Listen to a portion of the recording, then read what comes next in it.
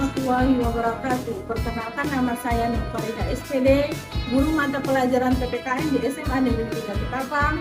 Saya mahasiswa PPG dalam jabatan kategori 1 gelombang 2 dengan nomor NIM PPG 236100290611 dari LPTK Palangkaraya.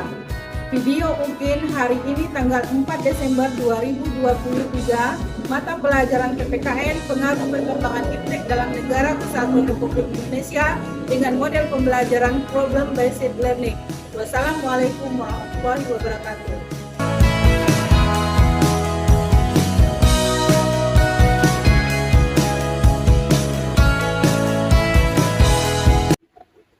Assalamualaikum. Berdiri. Ucapkan salam.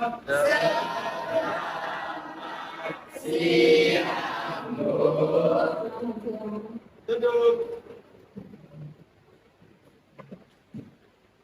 Sebelum belajar, mari kita berdoa menurut agama dan keyakinan kita masing-masing. Berdoa dimulai.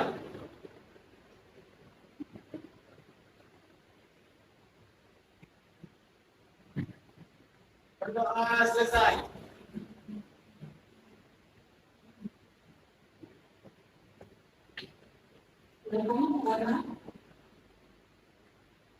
Berdiri.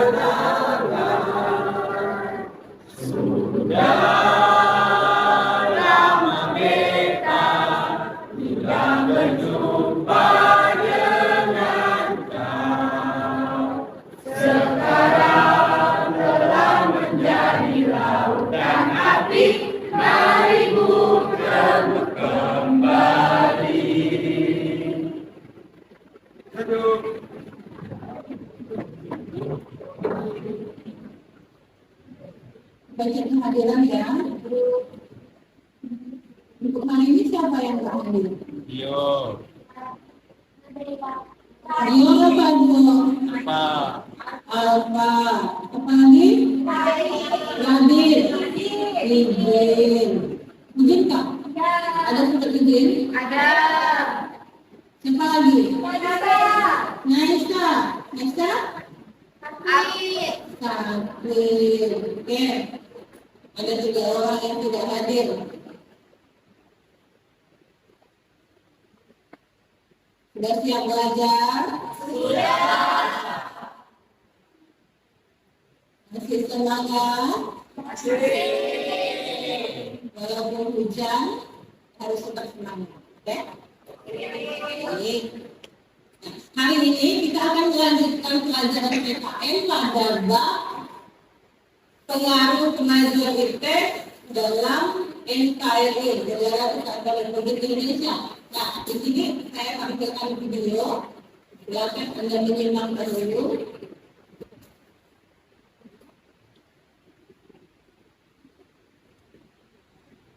Peran Undang-Undang Informasi dan Transaksi Elektronik yang juga menjadi viral di Indonesia. Kasus ini juga membawa mereka ke jalur hukum karena terkait pencemaran nama baik dan merugikan perusahaan dan ras tertentu.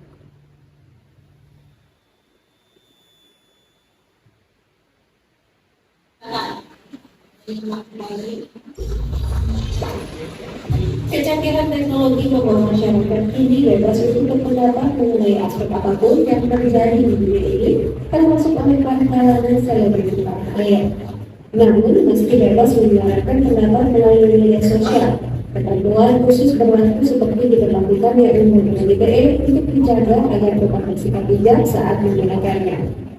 Pelajaran nyatanya kalangan selebriti ada saja yang bergerak dalam sesuatu yang melanggar Undang-Undang ITE atau Undang-Undang Informasi dan Transaksi Elektronik.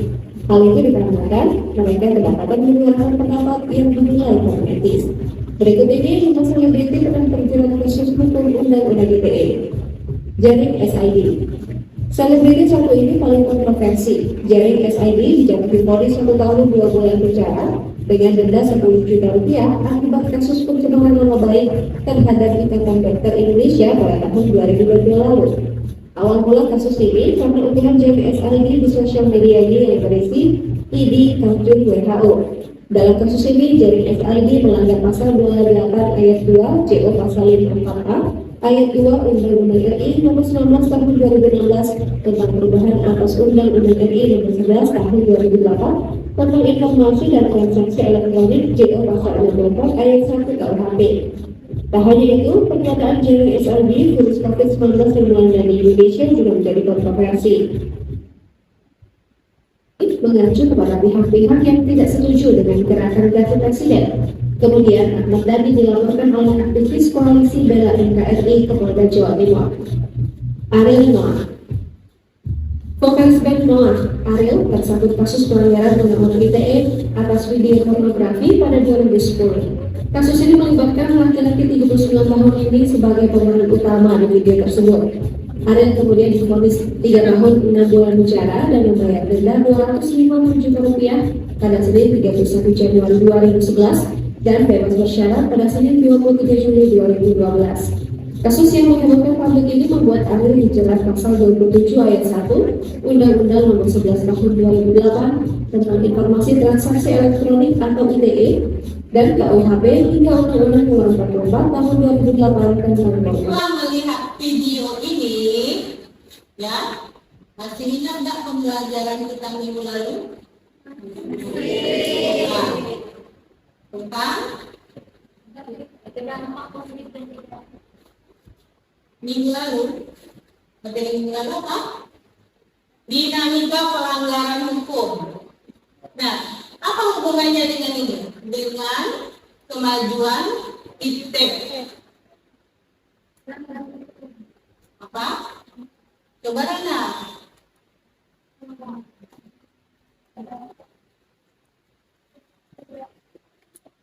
Nah, baik.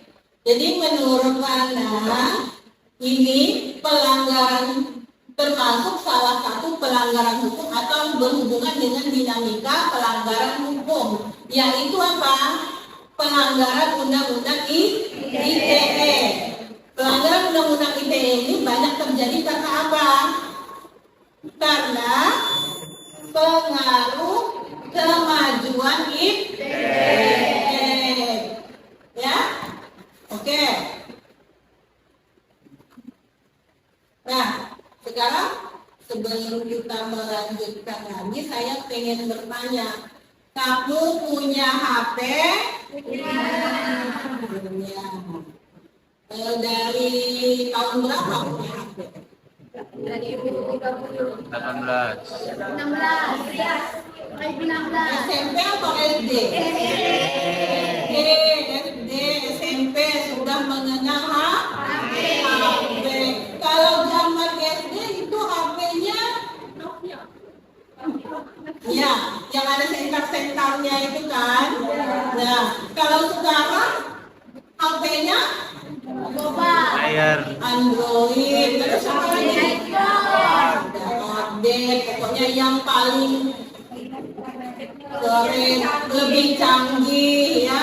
Ya Fitri, kamu punya HP? HP apa Fitri? Pokoknya HP yang paling keren ya Fitri ya. Oke ya. Baik.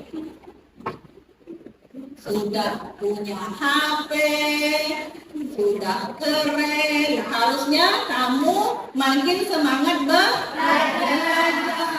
HP itu atau alat komunikasi yang modern itu akan membangkitkan motivasi untuk belajar, untuk berkembang. Nah, tapi jangan salah, seperti video tadi, kalau salah penggunaannya akan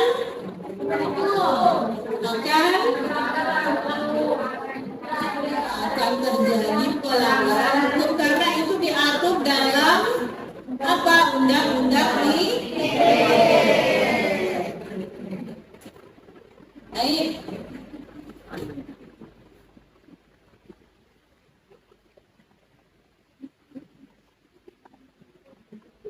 Nah,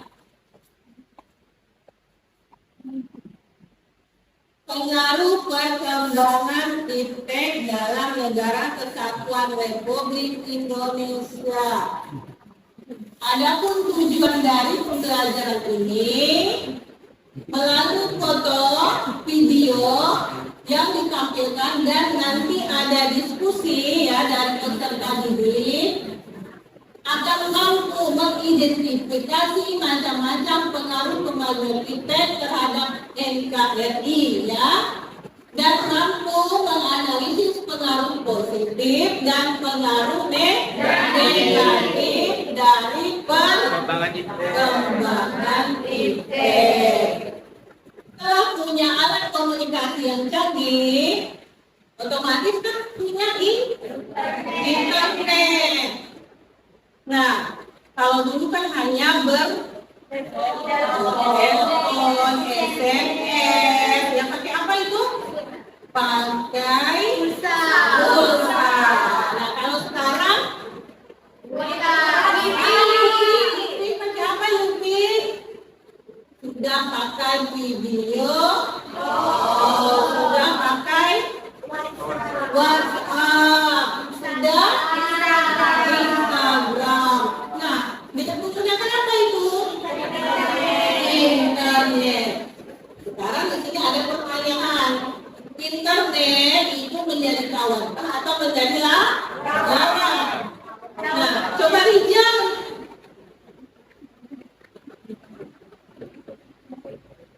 Coba Rijal.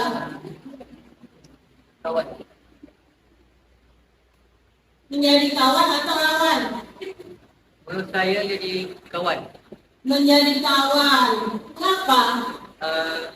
Karena internet yang saya kerja tugas tu selalu bantu lah. Bisa membantu mengerjakan tugas. Jadi menurut Rijal itu internet menjadi kawan karena bisa membantu mengerjakan tugas. Kalau menurut dia, kawan. Karena membantu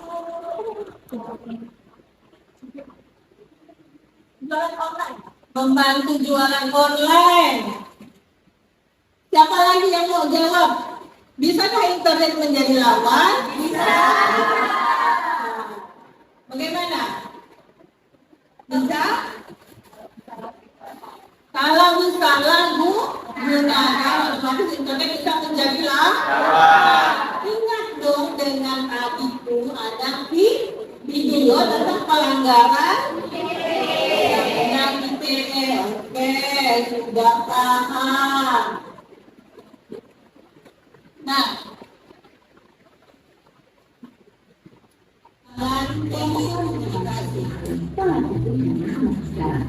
setiap orang selalu membawa ponsel kemana dia pergi, seakan-akan berpindah ponsel ke hal yang sangat menakutkan. Banyak informasi yang mungkin akan terlewat dan akan menjadi orang yang tidak mengetahui perkembangan apa yang sedang terjadi. Ponsel merupakan alat komunikasi yang memungkinkan kita untuk saling bertukar kabar. Yang bakal ada di ponsel yaitu telegraf. Telegraf ini sudah ada sejak 1837 yang dipatenkan oleh Samuel Edwin Morse dari Amerika Serikat. Di mana telegraf ini merupakan alat untuk mengirim dan menerima pesan jarak jauh dengan menggunakan kode Morse. Tahun 1876 muncul telepon buatan Alexander Graham Bell, walau sebenarnya ia hanya ingin menggunakan telegraf yang sudah ada. Telepon yang ditemukannya mempunyai satu cabang yang membuat kita harus mendekatkan cabangnya ke mulut atau telinga secara bergantian. Tahun 1896, telepon ini muncul. Untuk menggunakannya, kita harus memanggil operator telepon terlebih dahulu. Caranya cukup dengan memutar gagang besi yang ada di bagian samping telepon. Kemudian operator akan menyambungkan kita dengan orang yang terhubungi. Tahun 1927, mulai muncul telepon yang nomor, di mana kita hanya perlu memutar beberapa nomor yang menjadi kode, tunggu beberapa saat, kemudian telepon akan terhubung. 3 April 1973, muncul telepon genggam yang ditemukan oleh Martin Cooper dan timnya. Dulu, berat telepon genggam 2 kilogram, dan biaya yang digunakan untuk membuat telepon genggam sebesar 1 juta US dollar yang belum dipasarkan ke publik. Pada tahun 1979, Nippon Telegraph and Telecom memperkenalkan layanan telepon 1G atau analog tali telco. Tahun 1983, telepon genggam Cooper yaitu Motorola Dynatec 8000X mulai dijual dimulai dari Chicago. Dulu dibutuhkan waktu sekitar 10 jam untuk mengisi daya selama 30 menit waktu bicara. Pada tahun 1992, keluaran Nokia 1011 yaitu telepon yang dapat digunakan untuk komunikasi teks selain pesan telepon saja dengan layanan telepon gesture. Standar GSM ini membentuk jaringan di seluruh Eropa sehingga memberikan layanan tanpa gangguan walau melintasi perbatasan. Pada tahun 1994, barulah dapat membuat email, terdapat kalender, jam waktunya, namun masih belum bisa menjelajahi web. Ponsel ini bernama IBM Sama Personal Communicator. Bentuknya besar dengan layar kecil berwarna hijau di tengahnya. Dan daya baterai masih rendah, hanya dapat digunakan selama 1 jam saja. Barulah pada tahun 1996 muncul Nokia 5000 Communicator yang telah memiliki berbagai fitur yang ada smartphone modern. Mulai dari keypad putih, layar dengan grafis yang bagus pada masanya, aplikasi bisnis, koneksi internet, dan ponsel ini yang pertama menjadi smartphone. Tahun 2002 muncullah BlackBerry yang sudah mendukung jaringan GSM dan GPRS. Dia dapat digunakan untuk panggilan telepon, namun pengguna BB harus menggunakan headset karena belum ada mikrofon ataupun pengeras suara. Tahun 2006, muncul Android yang awalnya hanya dikembangkan sebagai sistem operasi kamera digital, kemudian dialihfungsikan menjadi smartphone. Disusul dengan adanya iPhone yang menggabungkan iPhone, telepon, perangkat komunikasi internet ke dalam satu produk pada tahun 2007 dan keduanya terus dikembangkan sampai saat ini. Seperti itulah cikal bakal dan perjalanan panjang alat komunikasi yang kita kenal saat ini. Terima kasih. Terima kasih telah menonton video Congruent. Jangan lupa like, comment, share, dan subscribe channel ini. Oke, setelah mengetahui ya perkembangan alat telekomunikasi, nah sekarang saya akan memberikan LKPD, lembar kerja ya. Tapi di sini kalian membentuk kelompok menjadi 4 kelompok ya. Silakan. Nah, kemudian ada petunjuk di LKPD. Masing-masing kelompok mendapatkan pembahasan yang berbeda ya. Kelompok 1 itu pembahasannya adalah menganalisis pengaruh positif dan negatif kemajuan iptek dalam bidang politik. Kelompok 2 itu menganalisis pengaruh positif dan negatif kemajuan iptek dalam bidang ekonomi. Kelompok 3 itu menganalisis pengaruh positif dan negatif kemajuan iptek dalam bidang sosial budaya. Dan kelompok 4 menganalisis pengaruh positif dan negatif kemajuan iptek dalam bidang HAM. Nah, ini kalian membentuk kelompok ya. Silakan, dan kemudian kamu akan mengerjakan LKPD ini sesuai petunjuk, dikerjakan dalam bentuk PowerPoint tanpa, dan kemudian akan dipresentasikan ke depan.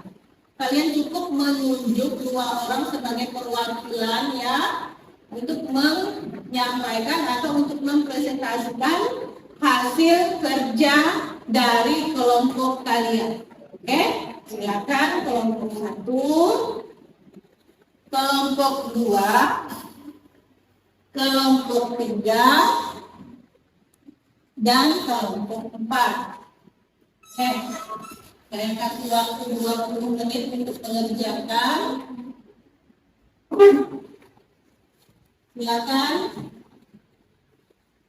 Silakan berbagi peran. Laptop.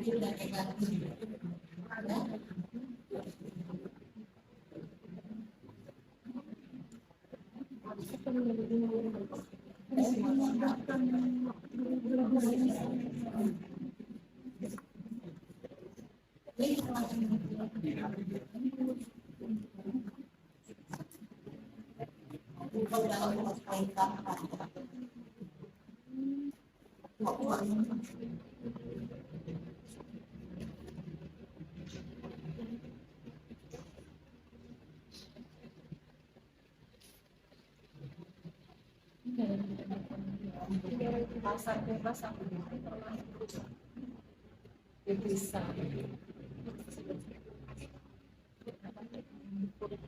kurs mata uang asing ya ada di dalam mereka kan dapat ini dan harus masuk ke departemennya.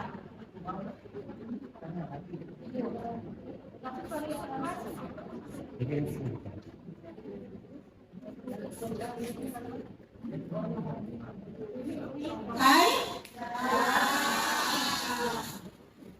Kalau begitu kita bisa melanjutkan untuk presentasi ke depan. Ya.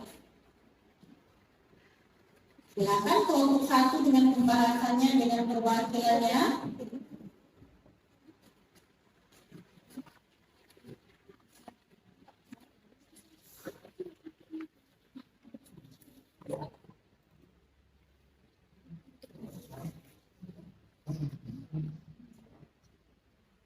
Hari ini saya akan membahas materi tentang pengaruh iptek dalam aspek politik. Jadi pengaruh itu dalam aspek politik ini kita akan membahas tentang analisis dampak negatif dan positif. Iptek dianggap sebagai sebuah sumber informasi yang bisa meningkatkan pengetahuan atau wawasan tentang berbagai aspek kehidupan dari sudut pandang teknologi. Iptek bisa membawa manfaat bagi kehidupan manusia. Namun, di saat yang bersamaan bisa membawa dampak negatif jika tidak dipantau dan dikendalikan. Berikut ada beberapa pengaruh positif iptek di bidang politik, di antaranya yaitu 1. Sumber informasi. 2. Mencari tahu calon pemilih. 3. Meningkatkan kesadaran pentingnya politik. 4. Model strategi kampanye. 5. Kampanye terfokus. 6. Teknologi untuk penggalang dana. Lanjut ke pengaruh dampak positif negatif teknologi. Berikut pengaruh dampak negatif iptek di bidang politik yaitu yang pertama, meningkatkan risiko keamanan siber dan serangan siber yang dapat memengaruhi stabilitas negara. Yang kedua, memungkinkan manipulasi informasi dan propaganda politik yang dapat memengaruhi opini publik dan proses politik. Yang terakhir, meningkatkan risiko privasi dan keamanan data yang diambil oleh pihak tidak bertanggung jawab atas pemerintah. Sampai adalah yaitu pengaruh iptek dalam aspek politik memiliki kompleksitas yang perlu dikelola dengan bijak. Dengan pemahaman yang mendalam, dampak positifnya dapat dioptimalkan sementara dampak negatifnya dapat apa yang diperlukan regulasi adalah partisipasi masyarakat dalam pengembangan iklim. Ya baik, jawabannya diperlukan kerangka regulasi yang jelas untuk mengatur pengembangan ilmu pengetahuan dan teknologi atau iptek. Selain itu, partisipasi aktif masyarakat juga penting agar perkembangan iptek dapat mengakomodir kebutuhan dan nilai-nilai yang diinginkan masyarakat. Ada yang ditanyakan lagi dari materi yang saya sampaikan tadi?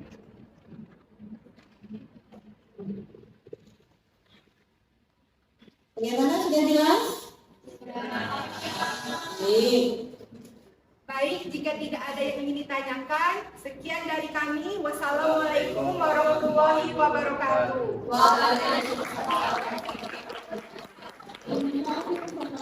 Saya akan menjelaskan tentang pengaruh positif dan negatif iptek di bidang Hankam. Pengaruh positif kemajuan iptek sudah berkembang sangat pesat diiringi dengan perkembangan. Terima kasih untuk kelompok 4. Baiklah, untuk berikutnya dan 4, ya saya rasa kamu sudah paham di sini tentang macam-macam pengaruh positif dan negatif dari berbagai aspek politik, ekonomi, sosial, budaya, dan pertahanan keamanan ya. Nah di sini juga saya lihat kalian sudah paham menyampaikan atau membuat tugas dengan PowerPoint nampak ya. Oke. Dapat kita simpulkan di sini bahwa perkembangan iptek itu dengan pengaruh positif dan negatif bisa berdampak ke dalam berbagai aspek kehidupan, ya, dari politik. Nah, dulu dengan sebelum perkembangan iptek itu perhitungan masih secara manual dalam pemilu, ya enggak? Ya. Berhari-hari, bermalam-malam menghitungnya ya. Sekarang sudah ada perhitungan cepat dengan apa? Teknologi. Dengan teknologi. Nah, dalam ekonomi dulu kita belanja masih pergi langsung ke pasar. Kalau sekarang Bisa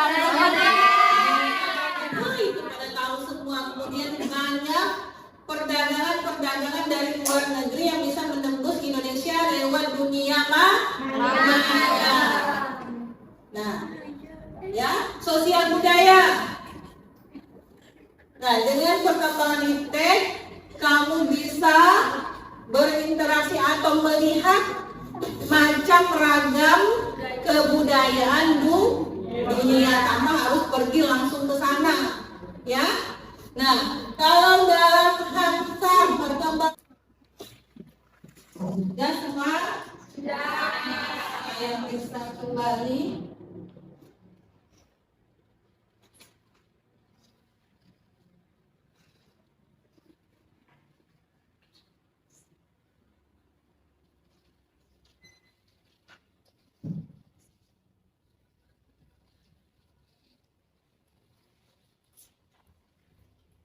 Baik, sudah diisi semua. Saya akan bertanya kepada kalian, apakah pelajaran hari ini menyenangkan? Adakah yang menarik pada pelajaran hari ini?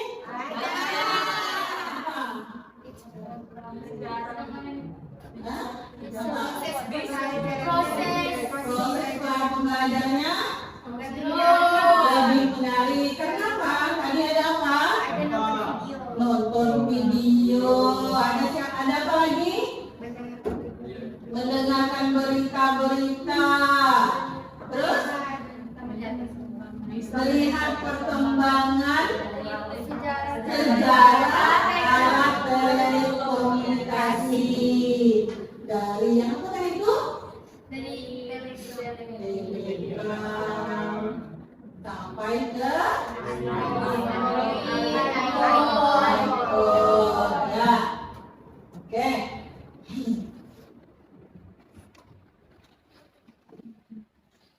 Adakah kesulitan yang kalian temukan pada pembelajaran ini? Tidak. Ada yang sulit, bagus.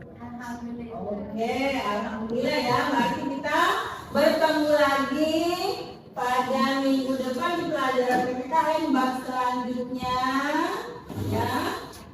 Dan siap-siap untuk ulangan semester ganjil. Oke? Sebelum mengakhiri pelajaran, marilah kita berdoa. Sebelum mengakhiri pelajaran, marilah kita berdoa untuk agama dan keyakinan kita masing-masing. Berdoa dimulai.